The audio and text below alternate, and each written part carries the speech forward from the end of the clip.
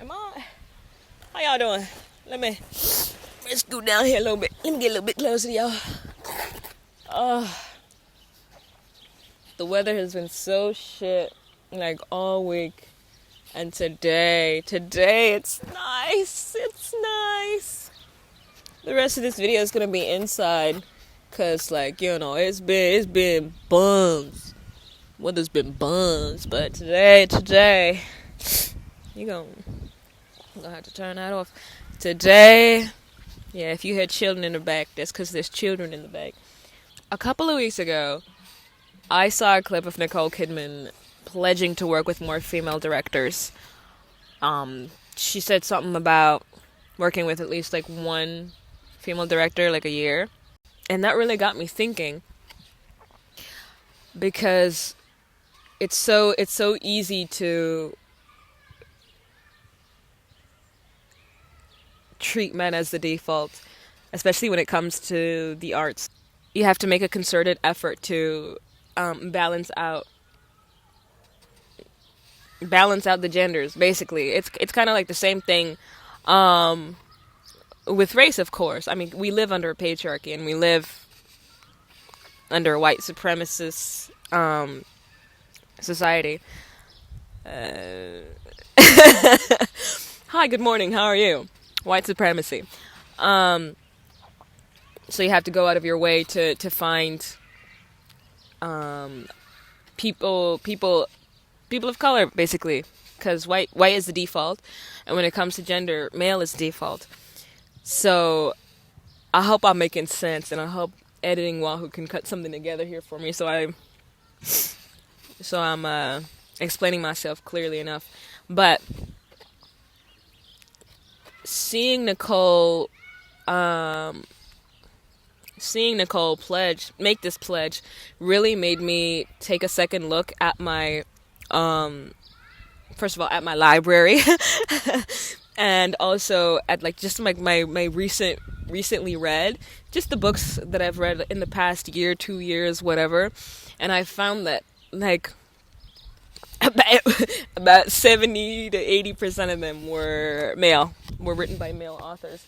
And I think I'm gonna blame that mainly on like the genre I tend to read, the genres I tend to read, which are fantasy, sci-fi, and these are notorious sausage fests, basically, historically, numerically, technically, metaphorically, etymologically.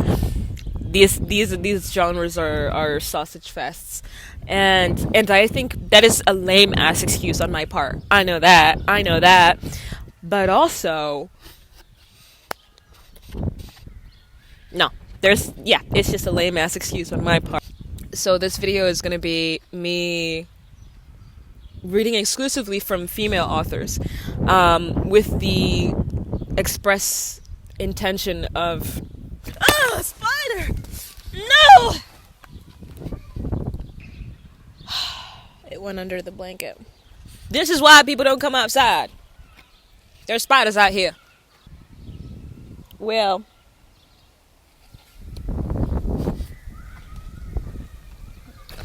there it is!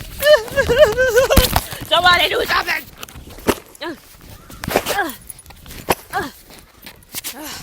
Consider the vibe killed, because now I'm just watching the fucking blanket. Anyways, I'm just gonna be reading from female authors. Okay. So the first book on our journey here through the month of women challenge of, I'll think of a name. But the first book that we're going to be reading for this challenge is Emily Bronte's Wuthering Heights. Now, I've heard a lot about this book, like a lot over the years, and it's never really interested me. Like, whenever someone would go in and start explaining like the summary or the plot of Wuthering Heights, like I just lose interest. But I don't know, for some reason, like it was just speaking to me. And this entire video is going to contain major spoilers of all the books that I read, so because I don't know how else to talk about books without talking about like the details of them.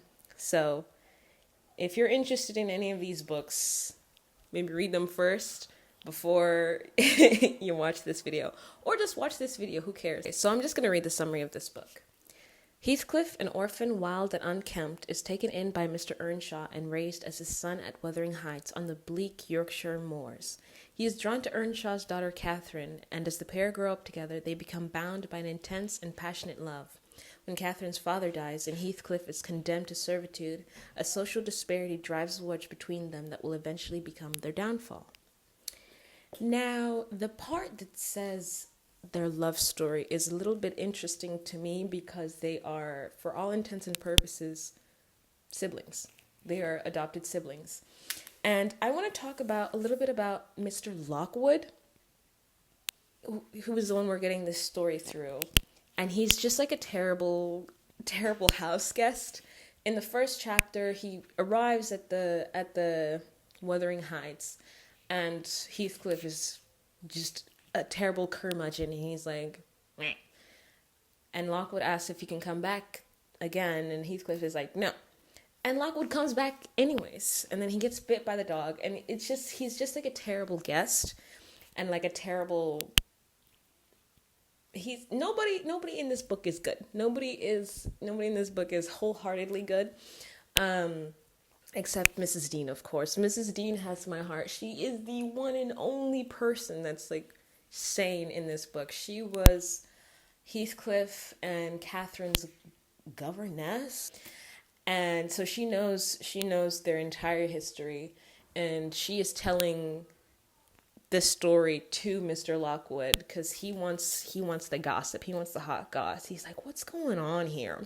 So Heathcliff, our titular character. If you see me looking down, I'm consulting my notes. So Heathcliff was adopted into this family by Mr. Earnshaw, right? And he was picked up because he was like a kind of like a street urchin, but not really, because he wasn't asking for money or anything. He was just like an orphaned boy, and he brought him home to Catherine and her brother Hindley, who hates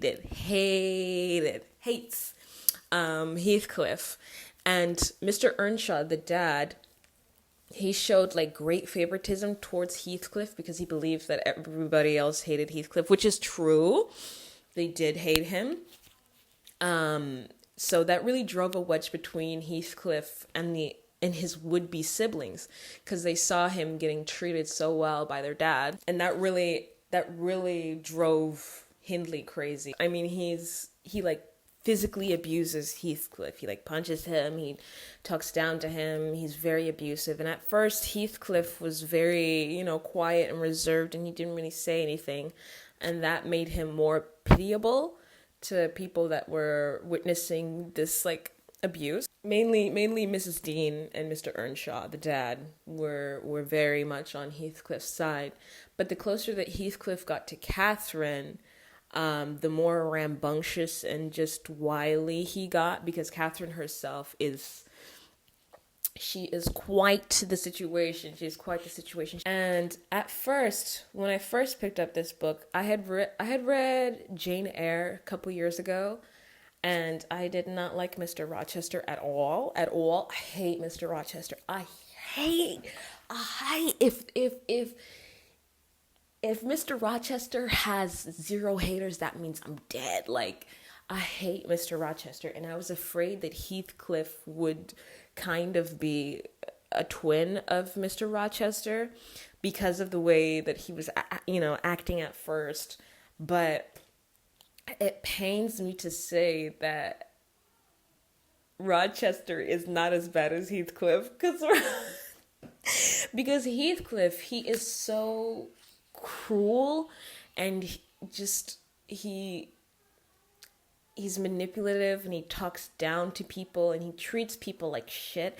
And I think this book is really about the cycle of abuse, because in his childhood he was beaten down by the world, and because I think he has darker skin, and they make the people make a big hullabaloo about his darker skin. And like as a black person reading that, I'm like, he's probably just like 2 shades darker than all the white people. Like y'all need to calm down. Like, and I think he's Romani because they use the G slur a lot. So it's so, reading these like old-timey classics is always such a double-edged like sword, because you want so badly to be in the know, with literature and things like that. But the fact of the matter is, these books were written a very long time ago, and people were quite comfortable throwing slurs around, and they didn't really believe that slurs were a thing. They're like, oh, it's not a slur, it's just what we call them. It's like, yes. And that kind of makes the whole genre turn into a minefield, because I tried to read The Bell Jar. I'm getting off topic here, but I tried to read The Bell Jar, and there was just N-word this, N-word that, some slurs I've never even heard of. Like, do you know how racist you have to be to have like some niche ass slurs for like the most random group of people? And that really threw me off. I've never been able to finish The Bell Jar. Like, Sylvia Plath, you're a weird ass bitch for that. So back to Heathcliff. He is a victim of, he's a part of a cycle of abuse. At first, he's abused, and then he in turn becomes the abuser. I mean, in the way that he treats Isabella, who he marries in adulthood. Isabella is Catherine's husband's sister. Right. Okay, so this is Heathcliff talking to Isabella, his wife, whom he married. I'll read you the entire quote.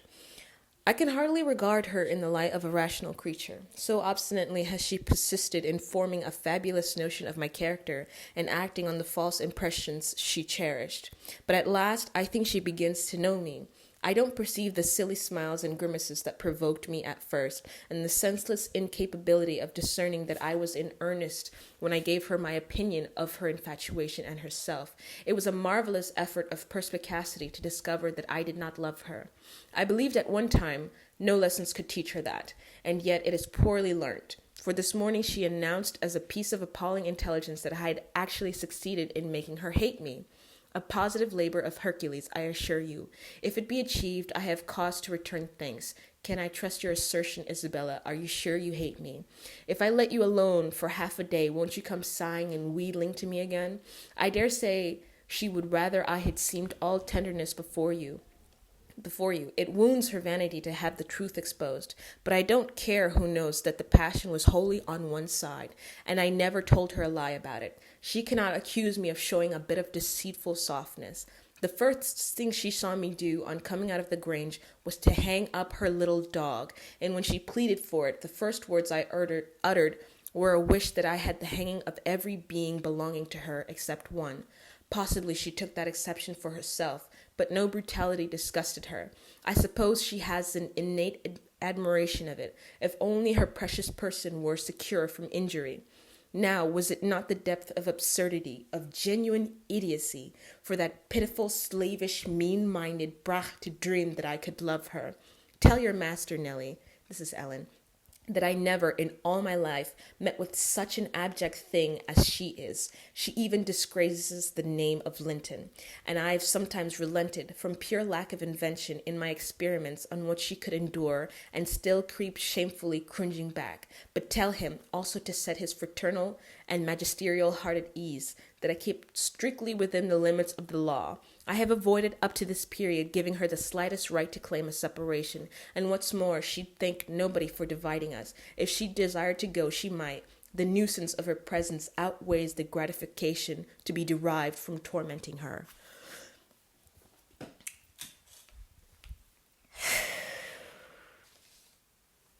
He is not a good man. He is not a good man. He is filled with so much hatred in his heart. He hates everyone. Genuinely, he hates everyone except for Catherine, which for me doesn't matter at all, because he also treats her terribly and she also treats him terribly. Like, they don't like each other. Isabella tells Catherine that she has a crush on Heathcliff. So the next day when Heathcliff comes over, Catherine traps Isabella in the room and then like tells Heathcliff that Isabella has a crush on her. And he's like, ew, like I would never degrade myself by being with her. Like she's terrible. Like she's not even worth me stepping on. And she, like Isabella's in the room, right?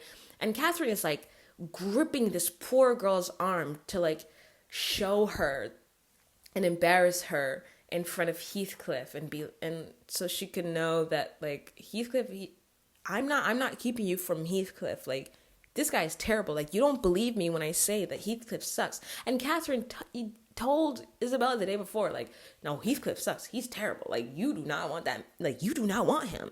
And Mrs. Dean was like, yeah, you do not want him. And Isabella was like, you guys are lying. Like you just want him all for yourself. So that's why Catherine did this whole, like, embarrassing her in front of Heathcliff. And then Isabella runs off to marry Heathcliff anyways after this. Because, well, first of all, she likes him for some reason. And Heathcliff marries her because he hates her brother who was married to Catherine. There are a lot of people in this book. So the only reason Heathcliff married Isabella was to get back at Isabella's brother for marrying Catherine. When Catherine wants to marry Edgar Linton, she's trying to consult with Mrs. Dean, like, should I marry him? Should I not? Mrs. Dean is like, don't marry him. Catherine's like, how dare you tell me what to do? And Catherine says that she could not marry Heathcliff because that would degrade her, or like that would bring her down in station or whatever. And Heathcliff overhears this, so he runs away for 3 years, and there is peace. It's so funny. Everyone is like, oh my gosh, like we're all so happy right now, until Heathcliff comes back and he's rich now all of a sudden. And of course he comes to visit Catherine in like alone when no one is there. And Edgar hates Heathcliff. Basically everyone hates Heathcliff. Like if they have some sense about them, they hate Heathcliff. And they've always had beef. Edgar and Heathcliff have had beef since childhood, since time immemorial. And Heathcliff comes back, and Catherine is, of course, elated. She's like, oh my gosh, Heathcliff, like my bro. So Heathcliff is coming to the house like every other day. And Miss Dean is like, I don't like this. Edgar's like, I don't like this. And Catherine's like, well, you can fuck off. Like, it's either you or him, and I'm always going to pick him. And during all of this, Heathcliff decides to move back into their old house to the Wuthering Heights, where Hindley lives. If you remember, Hindley is his adoptive brother who fucking hates him. At this point, Hindley is losing his mind. He's a raging alcoholic, and he's always trying to kill Heathcliff. And everybody knows that they have like this very terrible relationship, that they hate each other. So they're suspicious as to why Heathcliff all of a sudden wants to move in with this guy that hates him. And, you know, they're all quite suspicious of him for that. But he does it anyway.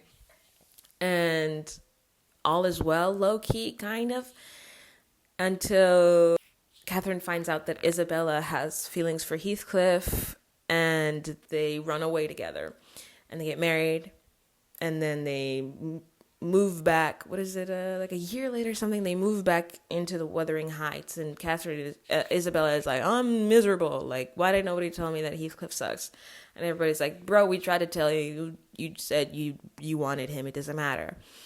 And then Isabella runs off, leaves Heathcliff and moves away like 4 miles.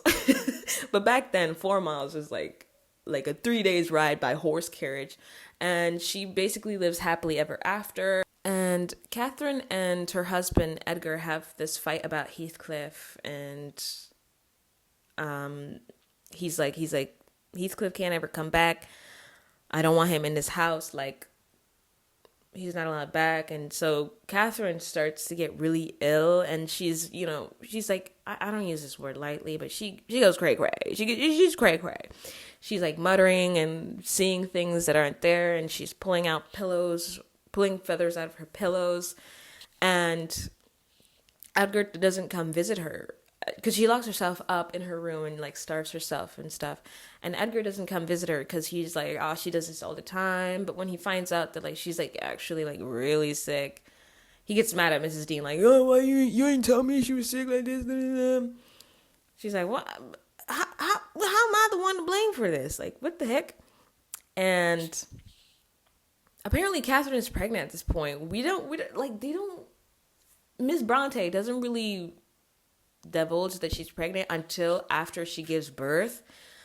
But before she gives birth, Heathcliff comes like one last time, and he has been outside like this whole time. Like every day he comes outside and like stalks around in the garden for like 6 hours, just like staring and like being weird and creepy. And he forces Mrs. Dean to arrange a meeting between him and Catherine when everybody's out of the house. He threatens her, basically. He's like, I'm going to come either way. It's like up to you whether, you know, I have to kill her husband to do so. And so Mrs. Dean, of course, like, she acquiesces, and they have their meeting, and they're just weird. Like, they're siblings. How is this a love story? They're siblings in my mind. Like, they're siblings. And Catherine is dying, and she's talking about all this, like, oh, why didn't you forgive me? Wait. And I'm going to give you a direct quote from Heathcliff. He says, you teach me now how cruel you've been, cruel and false. Why did you despise me? Why did you betray your own heart, Cathy? I have not one word of comfort. You deserve this. She's dying, by the way. You have killed yourself. Yes, you may kiss me and cry and wring out my kisses and tears. They'll blight you. They'll damn you. You loved me. Then what right had you to leave me? What right, answer me, for the poor fancy you felt for Linton? Because misery and degradation and death and nothing that God or Satan could inflict would have parted us. You of your own will did it. I have not broken your heart. You have broken it. And in breaking it, you have broken mine. So much the worse for me that I am strong. Do I want to live? What kind of living will it be when you, oh God, would you like to live with your soul in the grave? He is a bit of a poet. I'll give him that. He's a bit of a poet. But they have it out, and Edgar comes home after they've had this like discussion, because Heathcliff has lingered for so long. Like Mrs. Dean, she's tweaking this whole time. She's like, guys, please, like he's coming. Like I don't want there to be a fight. Like please. But Edgar catches him, and he's like, yo, what the hell's going on? And Heathcliff like runs out. Not without threatening Mrs. Dean and Edgar, of course, but he runs out, and afterwards Catherine gives birth and then promptly dies. And when Miss Dean goes to find Heathcliff to tell him the news, like he finds him like he's still in the garden, like stalking around, like he's been there like all night. He's like, you don't need to tell me that she's dead, like I know she's dead. Like he's like been like banging his head against a tree and just like losing his mind, basically. So Catherine dies, but she leaves behind a daughter named Catherine. Oh my god. And that's that until I got to volume 2. And Isabella, she ran off happily ever after. She had a kid too, and then she died like 13 years after Catherine died. So we're jumping around here. We're jumping forward. So Catherine's dead. Isabella's dead. Mr. Hindley is dead. Not Mr. Hindley. Yeah. Mr. Hindley. Catherine's brother is also dead. He low-key died under mysterious circumstances. It kind of sounds like Heathcliff killed him. It sounds like Heathcliff killed him because Joseph, the manservant that was there earlier, the one that I can't understand anything he's ever saying, he tells Mrs. Dean that Heathcliff told me to run and get a doctor, and Mr. Hindley was alive when I left, and I come back with a doctor and he's dead. Like that's all I know. But Heathcliff was like, oh no, he died, so I told him to get the doctor. So their stories aren't matching up. But when people were seeing like Heathcliff at the funeral. He's like, they say he looks like he's executed some hard-won task. Like he's been trying to kill Hindley for like the longest time, and he's finally succeeded in driving him mad. And now Heathcliff owns Wuthering Heights because Hindley had a lot of debts, and he was like mortgaging the house, but he was mortgaging the house to Heathcliff. So now Heathcliff owns Wuthering Heights, and he also owns Hareton, Hindley's son. At the moment, like it's actually quite good. The book is actually quite good.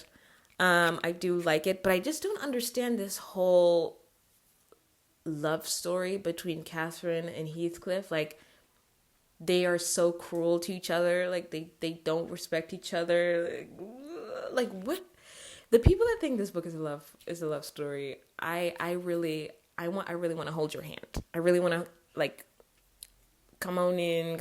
Like, you need somebody to talk to, because if you think this is a love story, then, ooh, baby, I'm sorry about that. But I'm really looking forward to continuing on, and I'll give you my final thoughts. For you, it'll be no time, but for me, it'll be sometime. So I finished Wuthering Heights by Emily Bronte, and I'm here to give you my final thoughts. We've kind of moved on to the second generation of the family, with Kathy, who is Edgar and Catherine's daughter, and Linton, who is Edgar's sister's son, and Hareton, who is Catherine's brother's son. This is the one that, baby Hareton, the one that Mrs. Dean raised, basically. Like, she was the one who raised him. But he was forced to live at Wuthering Heights with Heathcliff. And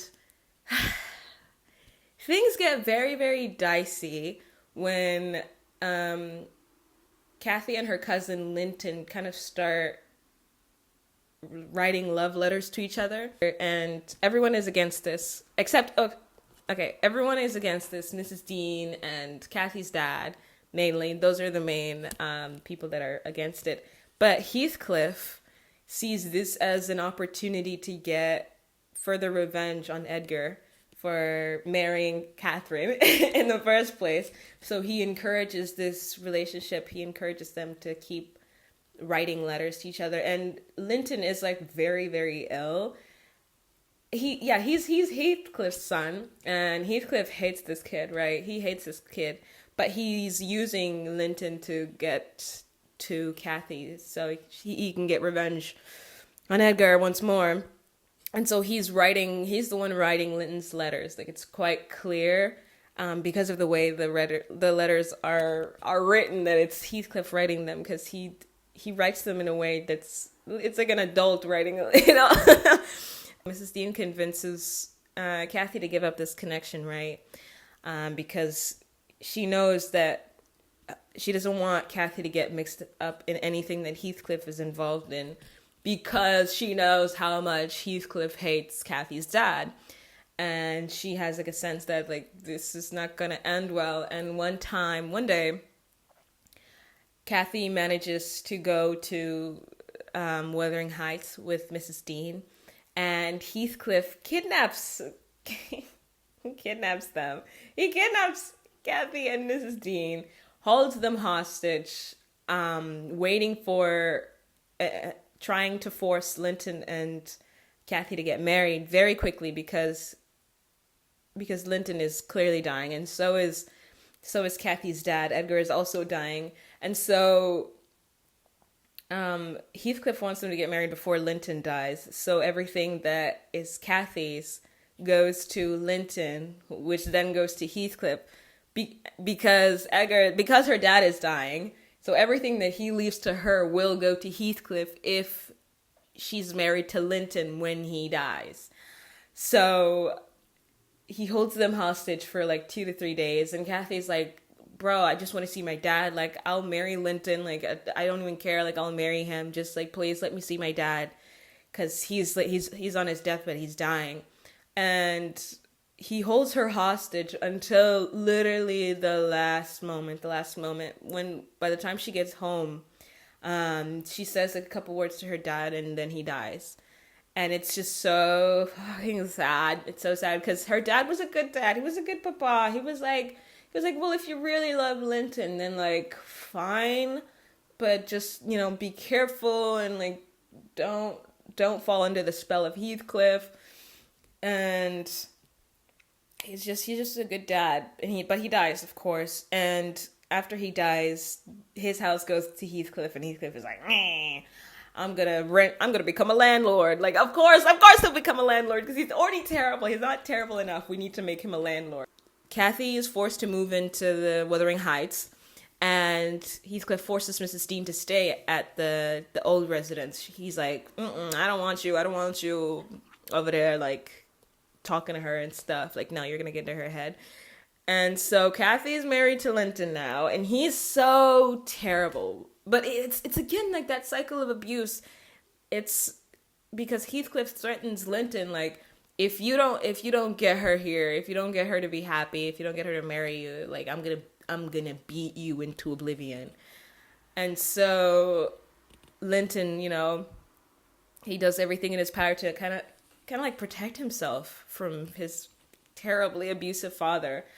And that, oh, it's so complex because on one hand, like, self-preservation and survival, that gives him a lot of leeway. But then again, it's like you're dragging someone else into this, like someone that you claim to love. And by the way, all of them are related. Like, I don't understand, like, why. Like, that's your cousin. Like, that's your first cousin. Like, and Heathcliff being in love with his adoptive sister. Like, okay. But yeah, so Kathy moves into Wuthering Heights. She's miserable, of course. And Linton dies, of course. Like, and Heathcliff is like, okay. His son, by the way, dies, and he's like, whatever. And then Hareton, he's kind of like been on the outskirts a little bit, but Hareton, he was raised by Heathcliff, and Heathcliff raised him to be just like terrible, but not terrible. He just isolated him and refused to have someone teach him how to read or write. And so he's kind of like a house cat, house dog, and he doesn't know how to socialize, and he's very quick to anger. It's much more he's very quick to embarrassment because he's constantly degraded and by Heathcliff and everybody else in the house. So he's very quick to being hurt. And Kathy, being miserable, being forced to live in this house, she's not exactly like the best housemate, because like so she makes fun of him for trying to learn how to read. She like makes fun of him for pronouncing words terribly, and he's trying to read so he can like connect with her because he knows that she loves books and stuff, and also because he just wants to elevate himself. And so like she makes fun of him for it, and he throws all his books into the fire, and she's like, yeah, you would do that because you're stupid. It's like, well, Kathy, like, hold on. Like, it's nobody in this book is purely innocent. Like, they all have great capacities for cruelty. But eventually, Hareton and Kathy kind of, like, fall in love. Like, she starts teaching him, like, how to read and stuff. And, like, it's cute. I can't lie. I feel like that's, like, the only love story in this book that I'm like, okay, like, that's actually a love. That's actually a love story. Like he teaches her like how to be just like happy and kind, and she teaches him like how to read and like be smart and like math and stuff.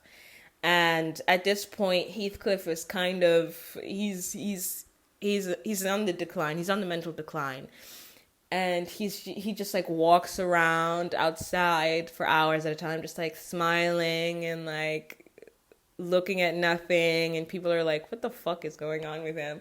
Because like Heathcliff never smiles. Like, he's like the devil, you know? It's like, imagine like the devil. It's just like, and so everybody's freaked out, like justly so. He was happy because he could feel Catherine, like her soul, because he was also like about to die. So like that's why he was so happy. He's like, I'm gonna be with Catherine soon. Like, it's gonna be May. And oh, I forgot to tell you. I don't know, like if I mentioned this. Like when Catherine died, Heathcliff, got into the house, and Catherine had like a locket of with hair in it, and it was her husband's hair, right? Like he has blonde hair, and Heathcliff ripped out Edgar's hair, cut off his own hair, and then put it in there, and like closed the locket.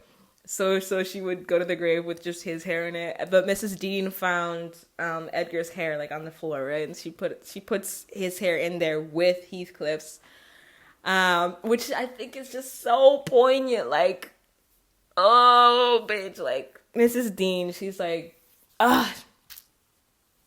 I wish I was much more eloquent, but this was such a good book, and it totally deserves all of the hype that it has. I don't really have too many complaints in terms of like what I didn't like about the book.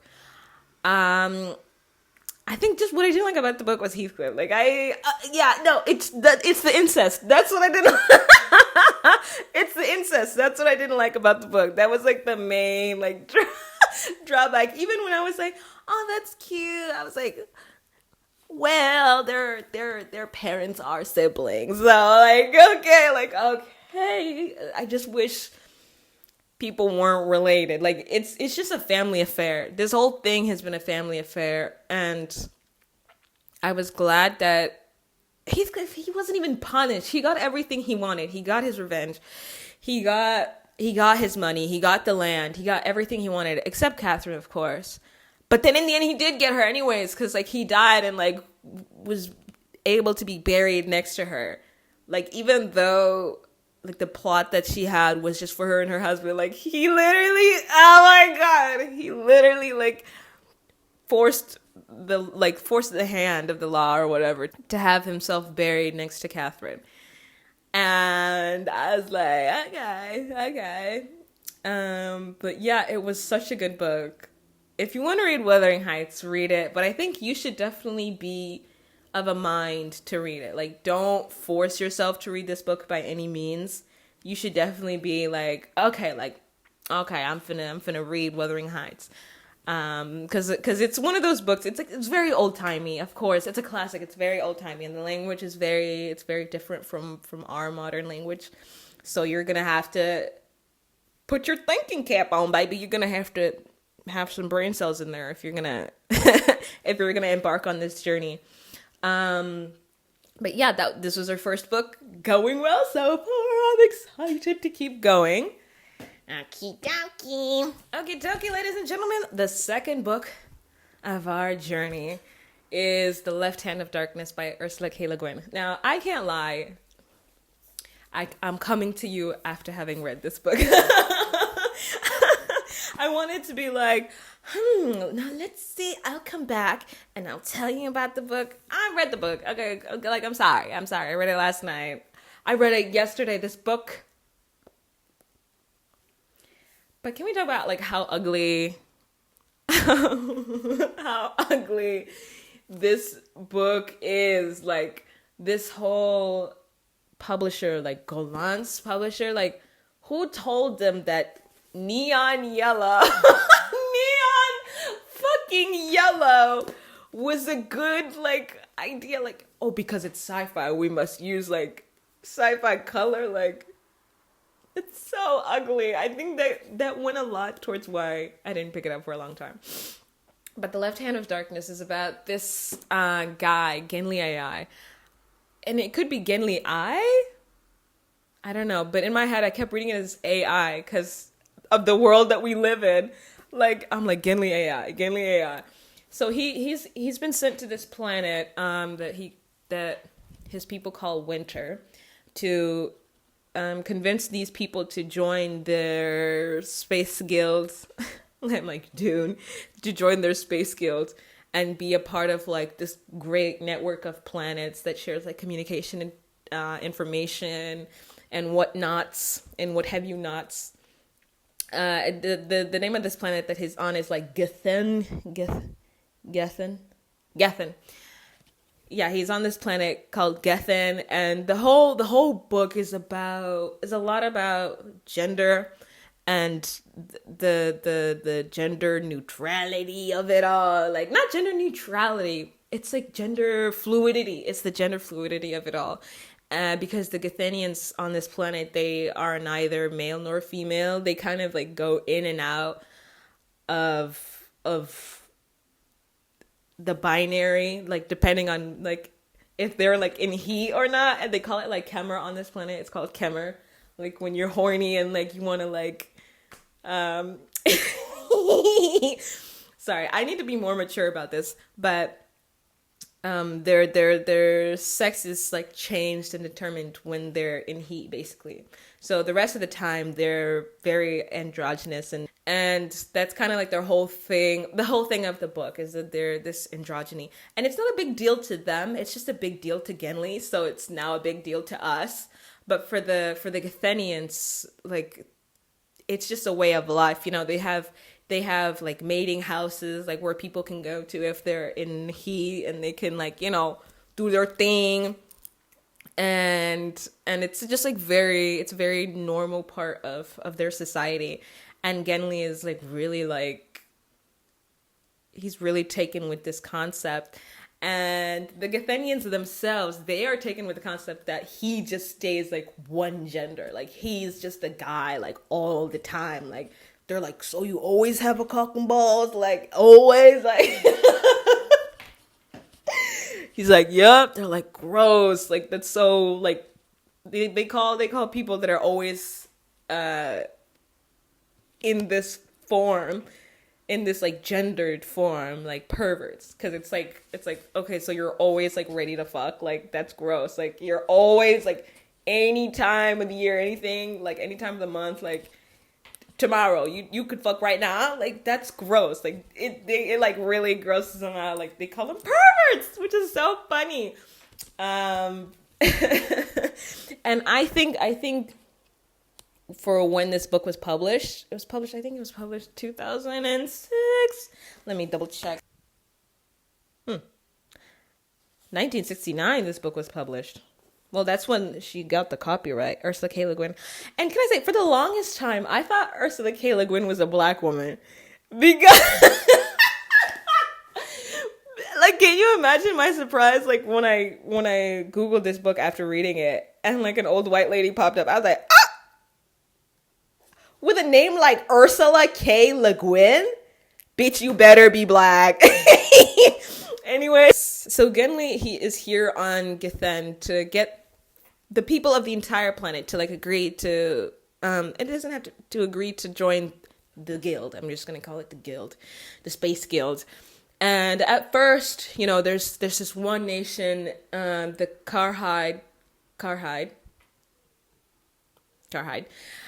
that he's been there for 2 years. And there's this one person, Estraven, who has kind of been his like informant, his conciliere, his counselor in like the politics of this world. And Estevan is like, I can't help you no more. And Genli is like, well, like what? Like, you know, I never should have trusted you that. But inside he's like, okay, like, okay. And then like he wakes up the next day and Estevan has been marked a traitor, right? The Karhide government is like, you have 3 days to vacate this nation. After that, like, you're an outlaw. Like, people can kill you. Like, and if anyone is like seen helping you, like, we can kill them, you know. So Estevan is forced to flee to this other nation, Oro, like sci-fi. This is why sci-fi is like so exclusionary, because they be making up words and just like expecting you to like know how to say that shit. Like like when I see it, or Orgarin. Okay, there's Karhide and there's Orgarin. think of Carhide as like the Republicans, right?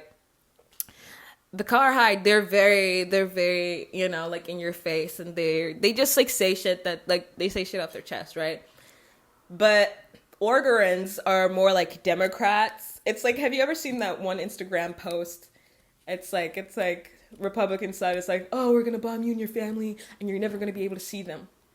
And then the Democrats are like, oh, we're gonna bomb your family, like asterisks, like correcting the your, like you used the wrong your.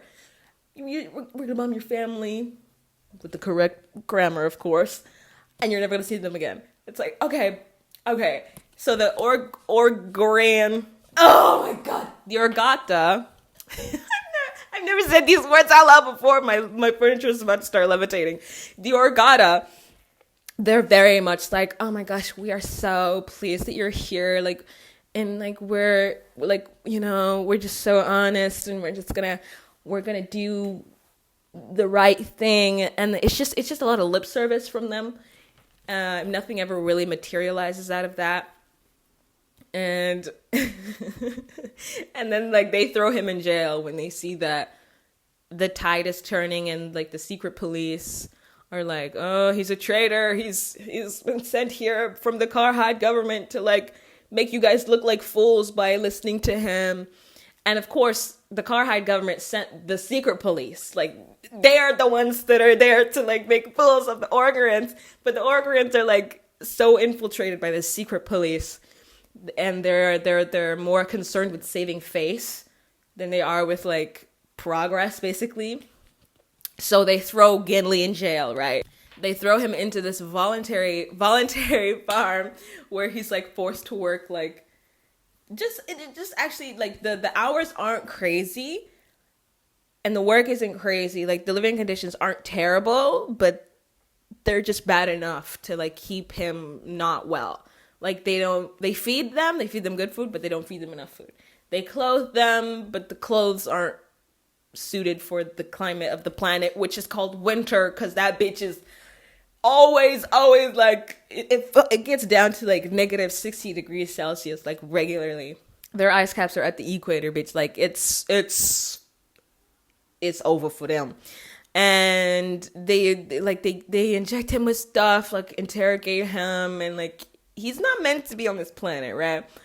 And they inject other prisoners, voluntary workers, with being contraceptives, like hormonal contraceptive, basically. So they stop people from like going into heat and whatnot, because like their thinking is there's not enough people here for there to be enough people in heat like on a constant basis. Because like if there's like 50 people in here and you're the only one in heat, like you're basically like you're toast. So that's their like official reasoning, but really like keeping them in this like chemically castrated state like keeps them docile, and it doesn't allow them to like be people. I don't know.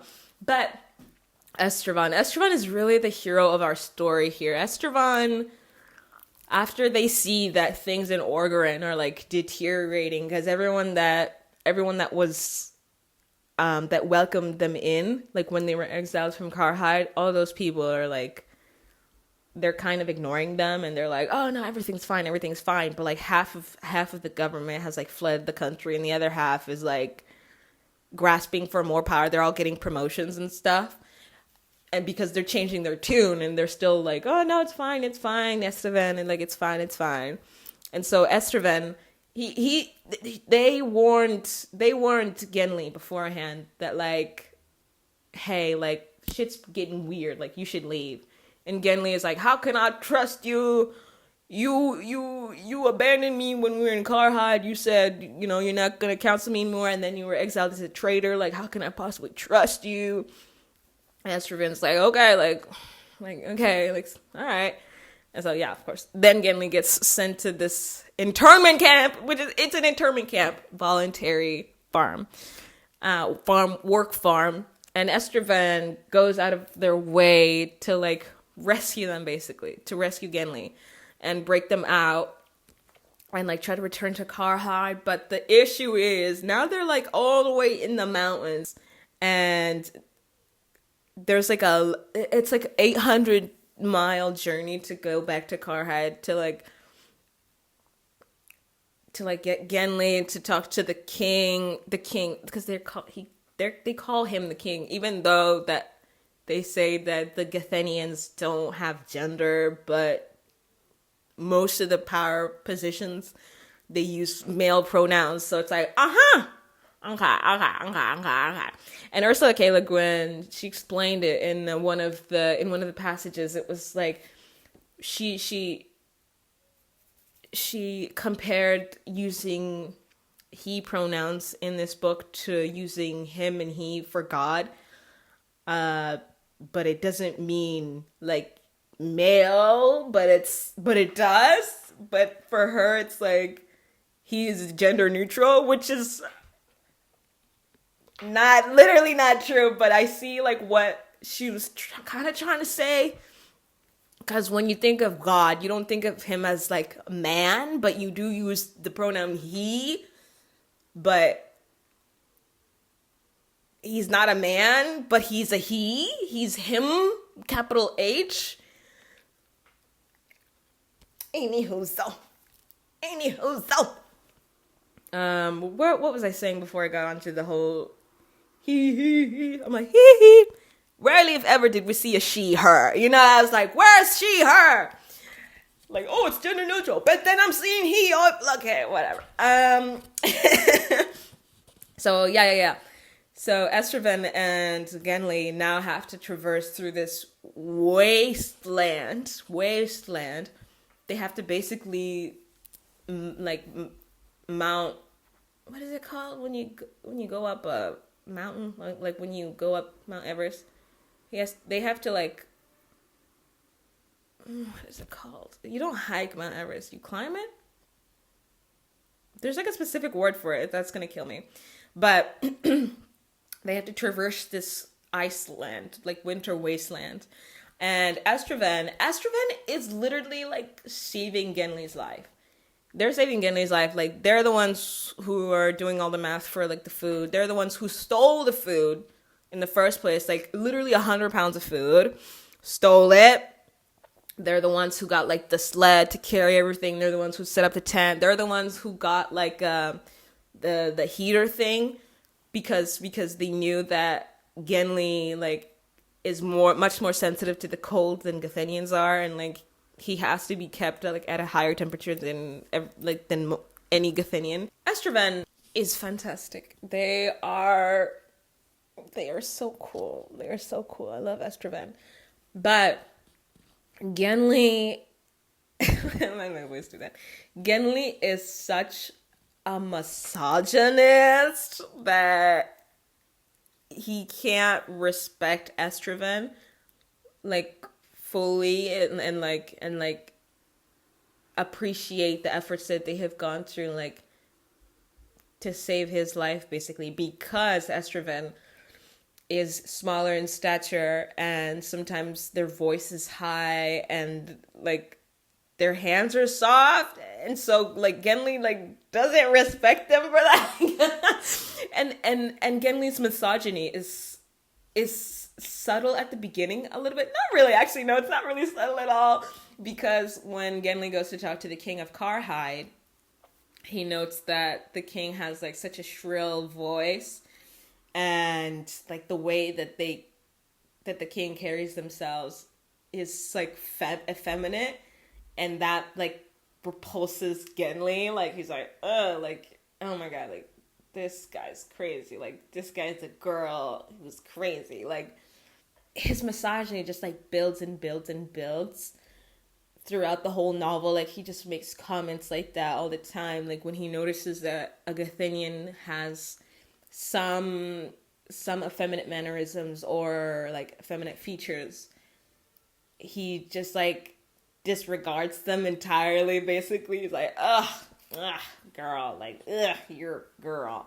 Like, so are you gay? Like, are you gay? Like, what do you mean you hate women? Like, okay.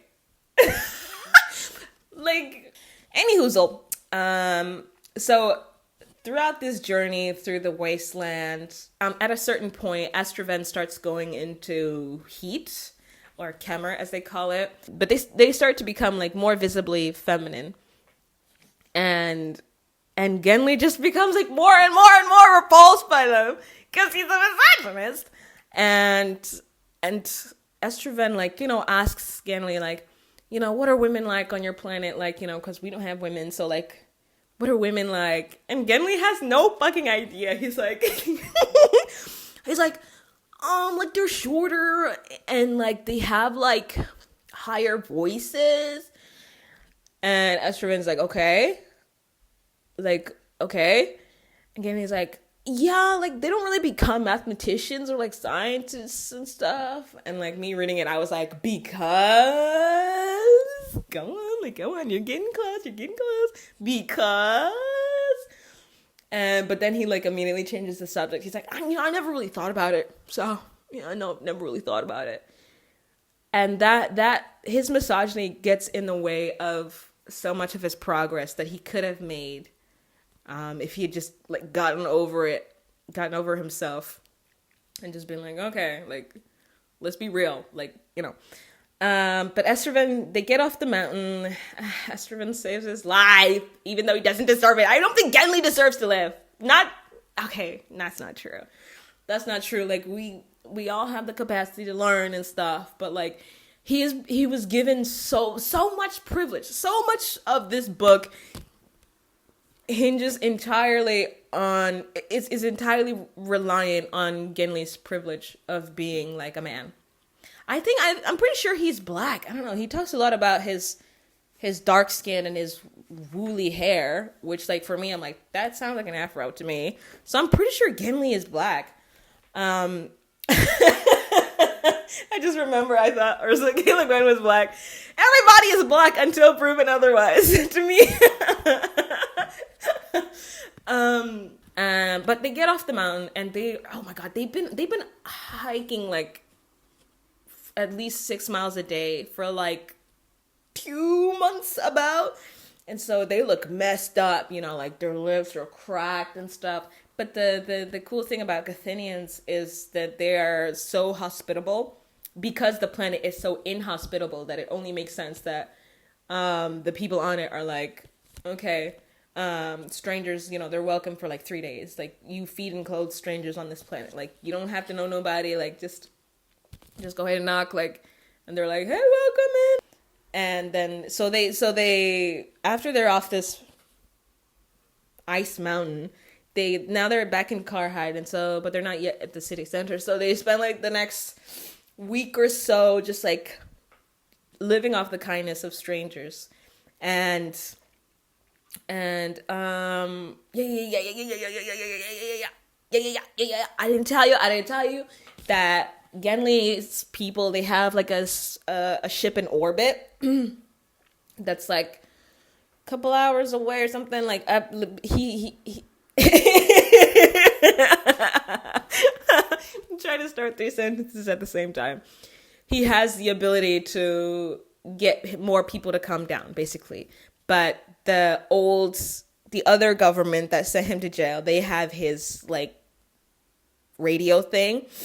And so he can't communicate as efficiently, but he can go to like this like radio thing that the people have in Carhide, that the government has, that like they allow people to use for like 10 minutes or something like that. So they want to get to that so he can send the message to his people so they can come down, first of all, rescue him, and then like, continue on with the mission of getting the Gathenians into the space guild. And so at this last house, right, they go to Estroven's, like, not his friend, but like he sold this guy the cabin that he has, right?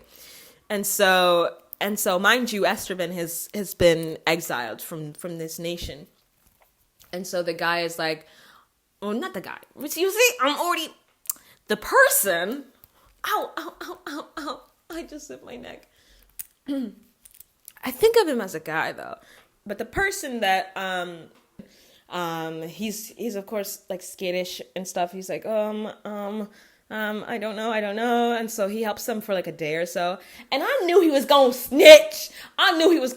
Like, I just knew he wasn't a real one, by the way. He was like, yeah, you guys can stay. Like, I was getting like flashbacks from like Game of Thrones. I'm like, don't take unnecessary journeys. Like, Rob, please. Oh, like the PTSD of Game of Thrones. But I was just like, I do not trust that motherfucker. So they stay, and Genli has to go, do the radio thing, and he stays for like, oh my god, this guy, he fucking sucks. He was supposed to like just, get the message and then come back. But he's like, kind of want to stay here for a day or two. And so he like rents a hotel and just like chills the fuck out for a day. And and like when he leaves the hotel and he's like, okay, well, I guess I'll start to go back. He starts walking and he just sees like Estraven. How have I been pronouncing their names so far? Anyways, he just sees Estraven like zoom, like zoom, like on some skis, and he's like, shit, like what the fuck? So he starts following Estraven, and he's like, yo, like what's up? And Astron is like, yeah, no, he called the government. Like, I heard him on the phone, like, saying that, like, yeah, no, Estraven's here. And, like, he called them up, right?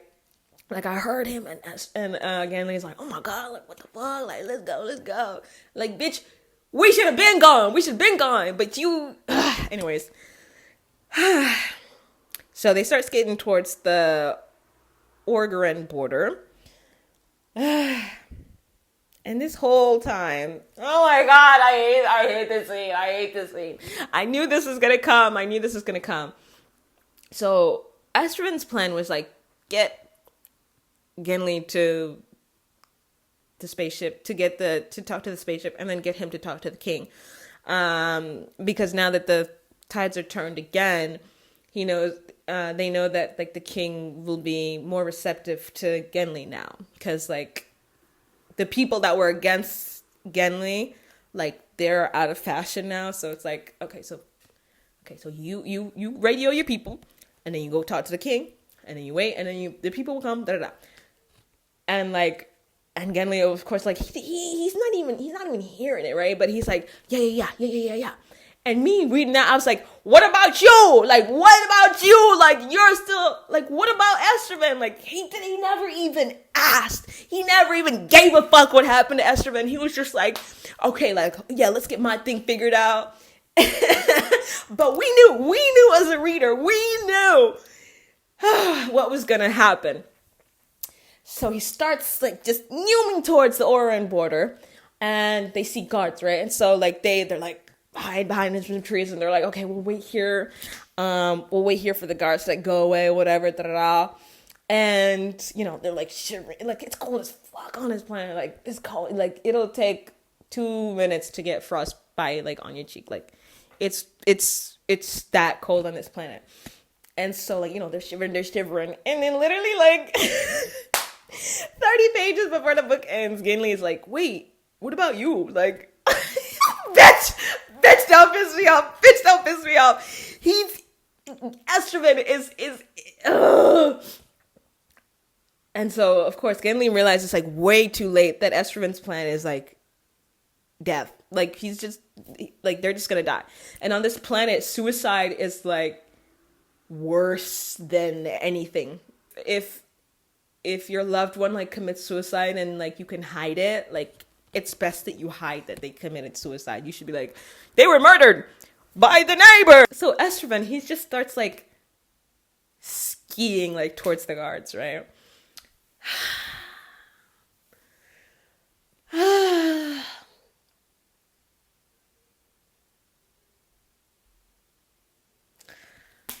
They start skiing towards the guards, and they shoot them up. They kill him. And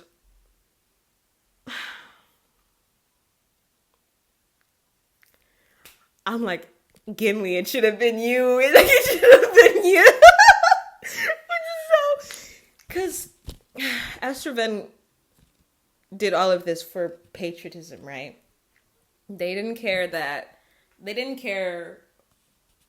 who got the credit for bringing Gethen into basically the modern era of being into this space guild. They just cared that it happened, period. And that's why they were so willing to work with either government, even though they're like sworn enemies for some reason. And that was their whole thing, was getting their planet to progress. And that's all they did it for. And oh my god, it should have been Genli. Genli was so fucking useless. Oh my gosh. But I guess sometimes like he was like physically strong and that was useful. But he's just so like imagine if like we sent Logan Paul as like our ambassador of Earth, like, bitch, you better be joking. Like, bitch, like, oh my god, Genli. But I believe he learned his lesson. I'm not sure that he learned his lesson, because when the ship came down eventually, it had like 11 people in it, and like 6 of them were women, and he was like, oh my god, their voices are so high. Like he's still on that misogyny shit. He's like, oh, they're so shrill. Like, oh my god. Ooh, like they're here to save you. And your first like concern is like, oh my god, they're women. Like, bitch, you better be joking. But he kind of redeems himself by going to Estroven's like estranged family and like telling them like how heroic Estroven was in the end, even though they called him Estroven the traitor. Like, he never betrayed anyone. They never betrayed anyone, bitch. But yeah, that was the left hand of darkness. And there's a lot of like philosophy in here that is really poignant. There's this one, main theme that like to oppose something is to maintain it. I'm quote unquote here. Like, to oppose vulgarity is inevitably to be vulgar, and to be an atheist is to maintain God, his existence or his non-existent. It amounts to much the same on the plane of proof. Thus, proof is a word not often used among the Handarata, which is like a monk faction, or not monk. Yeah, kind of. That's like what I would equate the Handarata with. Like, they're like the monks who have chosen not to treat God as a fact, subject either to proof or to belief, and they have broken the circle and go free. Which is such like an interesting, because for most of my life I've considered myself to be an atheist. But yeah, I can't realize to oppose something is to maintain it, because like okay, I'm just gonna say what she just said, but like worse and for longer. But I think that was very poignant, and I think this book is quite good. But I do think the journey across like the expanse of the wasteland could be a little bit could bog you down a little bit. You kind of got to power through the ice journey portion of it all, but like not really. I could see why some people drop the book at that point, because they go at it for quite a while. I think it's like a good portion of this book is them on that damn glacier, struggling just to live, just to see their rations like dwindling. But yeah, like it was I think it did what it wanted to do, but I think also we got to be mindful of the fact that it was written almost over 60 years ago, and like its flavor of feminism is not quite where we're at anymore. I think its version of like it's what it's trying to say about gender is very dated. It is a little bit dated, but I think it still has some interesting things to say about respect and about cultural intermingling and like learning from each other. And like we don't have to be literal aliens to be able to see what makes us the same. I don't know if I'm saying anything of note here, but I quite enjoyed it. I quite enjoyed myself, and it should have been Gimli. Okay, that's it. That's it for The Left Hand of Darkness. And don't it's so ugly. It's so ugly. Like, it's so ugly.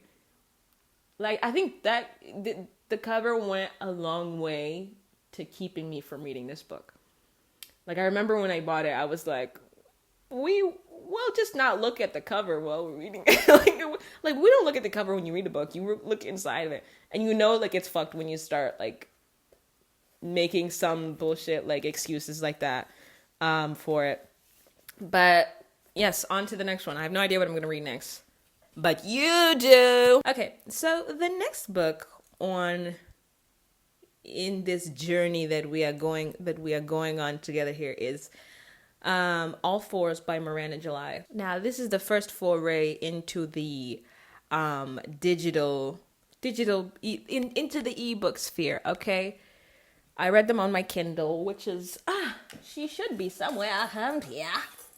Come on, Beatrice. Do you even care? I imagine you know what a Kindle. Don't nobody give a fuck. Don't nobody give a fuck. Anyway, All Fours by Miranda July. And if you see me looking down, I'm just consulting with Big Bertha, okay? She's my assistant here, and she's gonna be helping us out here today. So All Fours by Miranda July. It's about this woman who tells her family that she's gonna go on this cross-country road trip for like 2 weeks or something, but then like she doesn't. She just like she just stays at a motel that's like 30 minutes away from their home. The first week, not much, not really, except this white lady. She's rich as hell, right? Rich as hell, right? Rich enough to consider a $20,000 paycheck to be vacation money. You know what I mean? She was like, I'm going to treat myself with this 20 grand. That's how fucking rich she was. For the first week, yeah, so she goes to this motel. She goes to this piece of rinky-dink shit motel, and she instead spends that money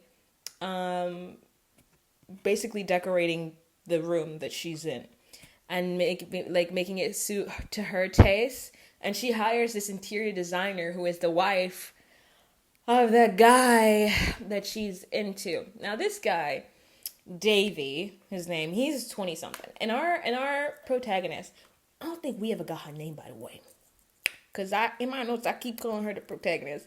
Either I'm bad at it or they just didn't give us one. And I'm leaning on they didn't give us a name for her. Yeah, she's in her 40s. She's married. I think mid to late 40s.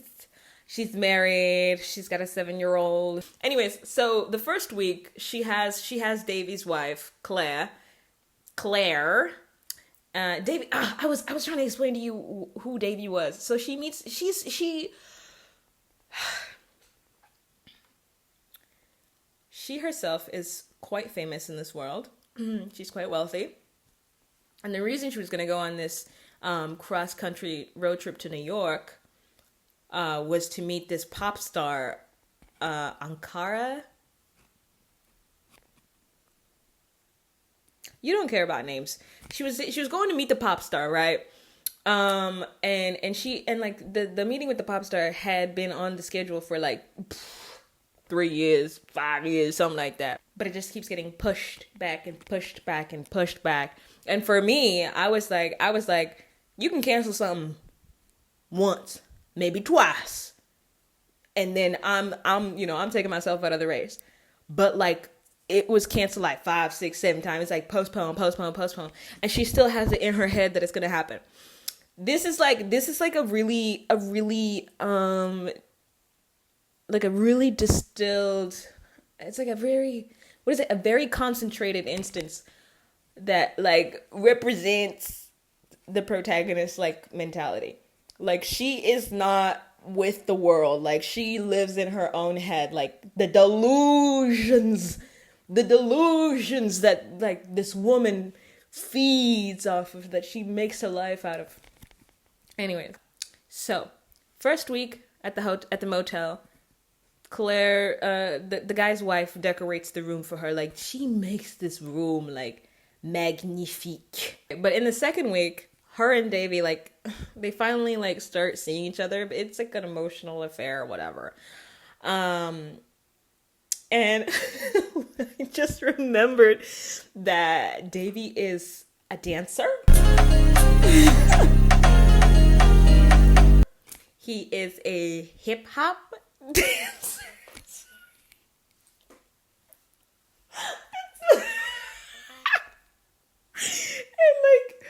and like he dances for her. Like he was like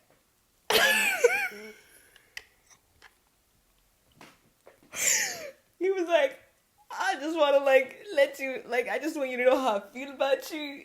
And like he danced in front of her for like 2 minutes. Like a white man, like a white 20-something-year-old, just like, hey girl.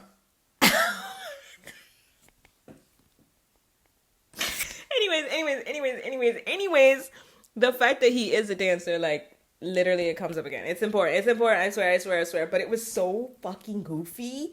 So they have this emotional affair for the rest of the week. They never have sex, which is, I feel like it's like low-key the point. Like it's just like, but this whole thing is coming to an end, right? Because she was only ever supposed to be away for 2 weeks or something like that. And so, like, you and me, dear viewer, we knew that this whole thing was like, it's ephemeral. It's like a summer fling. You're both married. He's 20 years younger than you. You live, bitch, like, do we need to go on? Like, but she was literally like, when things were winding down, she was literally trying to think like every single, like, she was like, oh, I could text you and we could meet up like once a week, or I could call you. Like, I was like, girl, none of that. She's like, oh, you only live 30 minutes away. I'm like, that is a world away. You both have like lives. You have a child. Oh my God. You have a child. And he was like, no, I can't believe the 20-something guy was the one with some sense here. But he was like, nah, like, that won't work, and she's like, I'm heartbroken, like, driving back home sad as hell. And by the way, like, this whole time, she's been lying to her family. She's like, oh, just got to Kansas. Oh, just got to Connecticut. Oh, just, you know. So they believe that she's been going on a cross-country trip to across the U.S. because that's what she said she was going to do. But she goes back home, and at first she's like, bro, she's so fucking depressed. Like at first she's like, oh, I'm just car sick. Like, I'm like, okay, whatever, you know, who cares? But then she just keeps like going for like a month, 2 months, 3 months, and her husband is like, what the hell is going on? Like, he's like, we haven't had sex. I'm like, okay, well, but yeah. But when like the affair ended, I think like about 40% of the way through, I was like, wait a minute, didn't, like, what's left? Like, what's the other 60%? And the other 60%, oh my gosh, it just like, it like, I don't want to say it dragged on, because like it was like, she was talking about going through menopause. Well, first she lied to her husband that she was going through perimenopause, like premenopause, I think that's the word. Like that's why she felt shitty, and then she actually started going into premenopause, and she's like, fuck. And so she was like, she spent most of the book like freaking out about the hormone drop off. Oh, I didn't tell you. I didn't tell you that after she came home, right? Davy, her 20-something-year-old, stuck in them 20-something, her 20-something-year-old affair partner sent her a video of himself like dancing like at night, like in front of his car's headlights, just to like show her like how heartbroken he is. She ate that shit up. She was like, oh my God. I was like, you can't be serious at your grown age. At your grown age, you like this? Anyways, yeah. Menopause, a lot of menopause stuff. And it was, I don't know, like, I don't really like to read about other people masturbating. Like, it feels gross to me. Just some wahoo lore for you. Like, it just feels like it's like too, like it's too. But anyways, so she and then she convinces her husband to open up their marriage. Yeah. Because she wants to date someone else. Is what, like, now she, like, it's been a couple months since Davey. Now she wants to date somebody else. And her husband is, like, super monogamous, right? And, like, our narrator, she basically, like, talks him into, like, getting a girlfriend, right? And then he does. And she's, like, she's okay with it because she's in, like, a relationship with, like, some other 20-something. It's so predatory. Like, it's so predatory. If this was a man, you know what I mean? Like, if this was, like, and he was just, like, cheating on his wife, fucking 20-something-year-olds, like, we would be with the pitchforks. And rightfully so. But this was icky. Like, this was icky. And then, like, her second affair partner, like, leaves her for another woman, and she's like, oh my God, like, how could I not see this coming? I'm like, it's literally the same thing that just happened, except she didn't leave you, except Davey didn't leave you for, well, he did leave you, he left you for his wife. Oh, yes. So the big pop star that she, you know, she was driving across this country to meet, across these great United States. I don't know why I said it like that. When she was driving across the states to meet, like, cancels on her. Because the thing is, right, she was planning on just flying there, right? Like, because she ate up all her time to drive doing niche at this motel. So she was like, oh, I'm just going to fly there like the day before. And the day before, the pop stars people call her and they're like, yo, it's not happening. And she's like, what? What? Why? like the pop star had switched like personal assistants like 5 times in the time since the initial stated desire to have a meeting. Like 5 times, bitch. And she's still like, well, how come they cancel? I'm like, aren't you fucking stupid?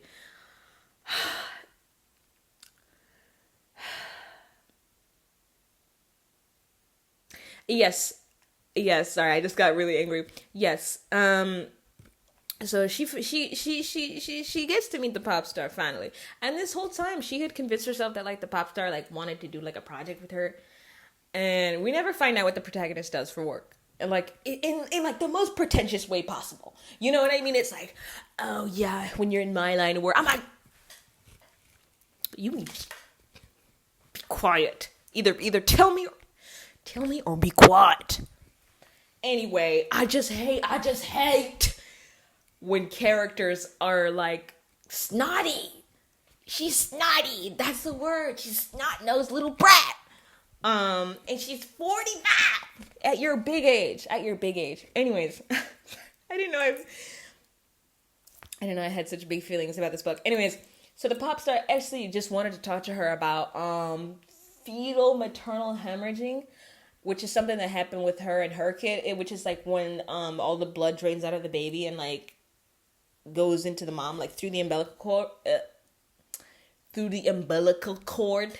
So the baby has like zero blood in their body, and like the mom has their blood basically. And usually babies don't survive this like at all. Like they are still born. And so there's a very little community of women, of mothers who have, well, I think there's actually just like the two of them that have babies that had fetal maternal hemorrhaging and lived. So the pastor just wanted to talk to her about that. Like, like just like the most human shit. And like she had made it into like this huge thing, and she had stopped like checking in with reality to see that like the situation is changing. Like she is the most like out of touch human being you've ever met, this narrator. Yeah. So that was All Fours by Miranda.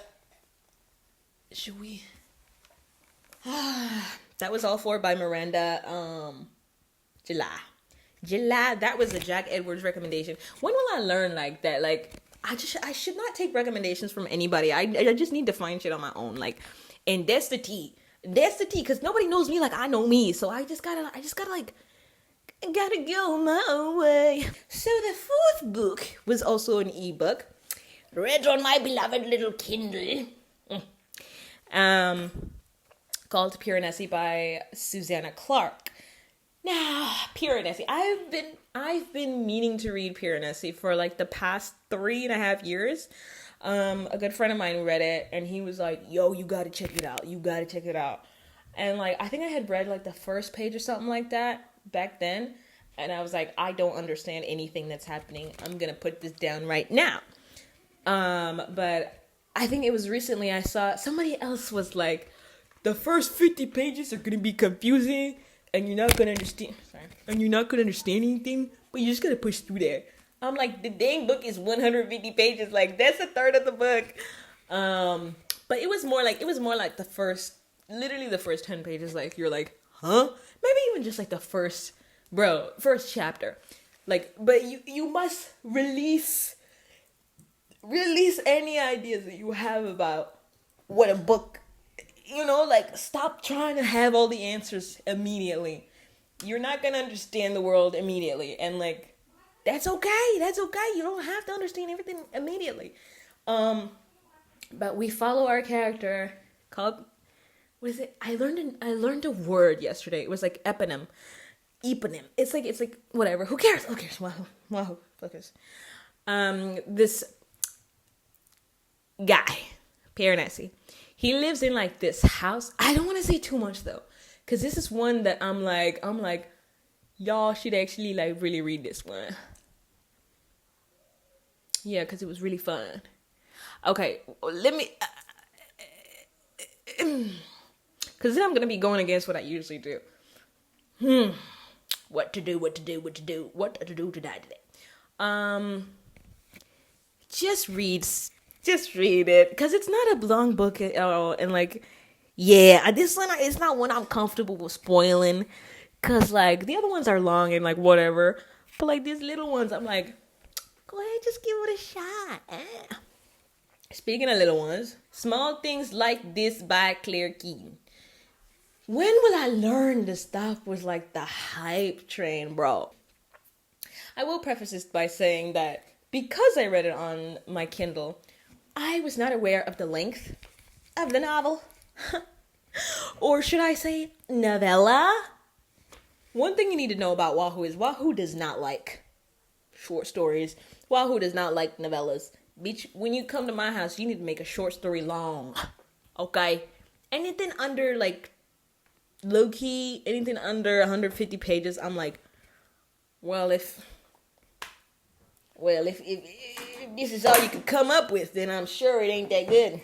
Which, like, I know it's like, it's not a correct opinion to have. I know that. It's my one and only flaw. Please forgive me. But I really don't fuck with novellas or short stories. Like, bitch, give me time. I need time. But this book, it's about this guy, Furlong. He's like an Irish coal merchant in like the the 1900s or something like that. So Furlong, he's like a father of 5, married, Irish. He's like a coal merchant. And the book, I'm going to spoil this for you, baby. Like, it's literally not worth it. The book is about him finding this, like, he finds this girl, like, abused, basically. He finds her, like, wearing just, like, a nightshirt. She's, like, locked in a shed. She's barefoot. And when he finds her, she's like, where's my baby, where's my baby, like, he's 14 weeks old, like, sometimes they let me feed him. And he's like, what? Crazy thing is, this girl belongs to the nunnery. What is that called? What is it called? A convent. I was going to keep calling it a nunnery. No joke. A convent. She belongs to the convent, right? So, first time he brings her in, he's like, yo, like, he plays along when the nun is like, oh my God, girl, like, they must have been playing hide and seek, da da da da. I was like, but she bribes him low-key. She's like, oh, here's some money for your Christmas bonus or something like that. And he takes it and he leaves, right? Because he's like, I gotta think of my own, right? Well, not really. Hold on. So he gets home and his wife is like, yo, what's up? Like, why you in such bad straits, you know? And he's like, I'm just thinking, like, do we have a responsibility, like, as like, human beings? The point of conflict between this Mr. Furlong and his wife is that the convent low-key runs, like, the girls' school, like the St. Margaret's school. So there's the convent and then there's, like, St. Margaret's school for girls, right? Yep. And they're like this. And the girl that he found was at the convent, right? And he's got 5 girls of his own. And St. Mary's is, like, the only school that's, like, low-key worth having your kids go to. And, they're like this with the convent. Because it is a very small town. It's a very small town. And so he tells his wife. And his wife is like, no, we got to look out for ourselves. Like we got to look out for our family. Like, where are her parents? Like, why do you need to be the one doing this? Putting our daughter's futures at risk for what? To save a girl who, like, fucked up her life? I was like, damn, Claire, like, damn. Oh, actually, I don't know if the wife's name is Claire. I think this is I don't remember what the wife's name was. I'm sorry. But she was like, no, like, don't rustle any feathers. Like, we've got 5 girls we need to get through, so they can have, like, a fucking chance at life, And so, like, Christmas, this is before Christmas, and then Christmas comes, and I believe, sometime after Christmas, he's like, oh, I'm just gonna deliver some coal, right? Because, like, that's his job. And like, he just walks, like, straight to that shed. He's like, I don't even know why I'm wasting my time, da-da-da. Opens the shed, the girl is in there. And this is like, I think it's like 2 weeks after he first found her, right? After the convent was like, oh my God, they were just playing hide and seek.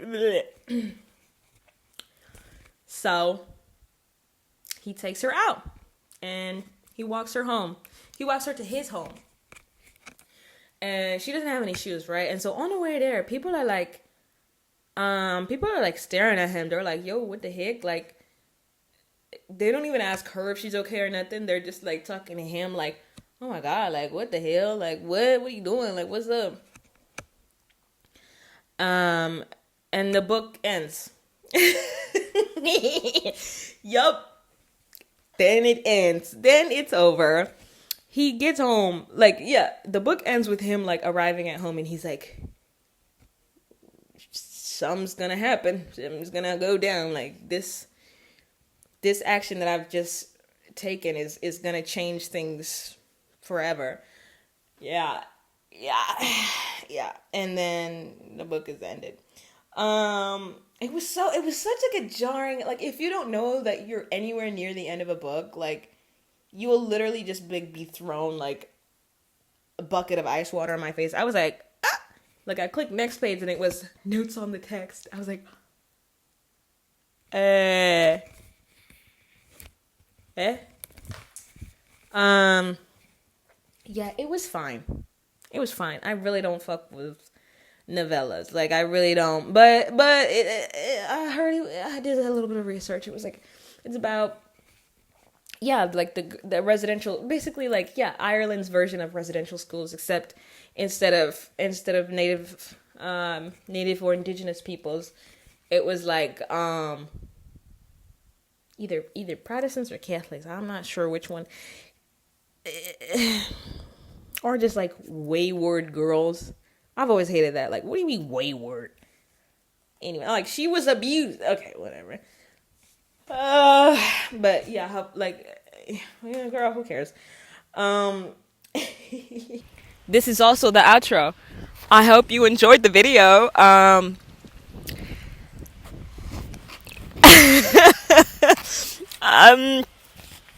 come back next time. You'll see. Tell me what you read. Like, share, comment, subscribe.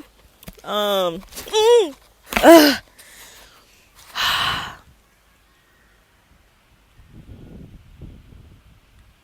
Rap. Cut.